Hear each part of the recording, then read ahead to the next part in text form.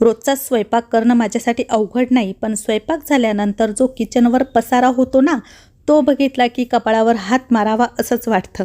पण माझ्यासाठी आता हे अवघड नाही, कारण माझ्याकडे आहे आता अर्बन वाईपचं किचन क्लीनर, ज्यामुळे मी माझा किचन फटाफट काही मिनिटांमध्येच मी माझा किचन चमकवू शकते. यासोबत आपल्याला मिळतो एक स्प्रे लावून घ्यायचा आहे अशा प्रकारे. आणि चला आता किचनची फटाफट सुरुवात करूया. किचन ओटा, शेगडी, टाईल्स, मार्बल, किचनच्या खिडक्यांच्या ग्लास सर्वच आपण याने क्लीन करून घेऊ शकतो.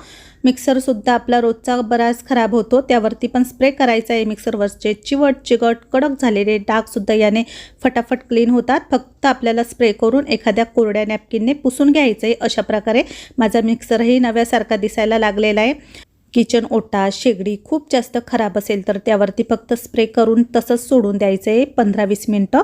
त्यानंतर मग खूप जास्त कडक किंवा चिवट डाग असेल तर घासणीने घासून घ्यायचं आहे आणि कपड्याने स्वच्छ पुसून घ्यायचं आहे. अशा प्रकारे किचन ओट्याचं कोणतंही मार्बल, कडप्पा असो, घरातील सर्व लाईट्सचे बोर्ड असो, इलेक्ट्रिक वस्तू, मिक्सर, फॅन, फ्रीज सर्व आपण याने क्लीन करून घेऊ शकतो. आणि सर्वात महत्त्वाचं म्हणजे साफसफाई करायला भरपूर पाणी लागतं, तर आपल्या पाण्याचीही बचत होते.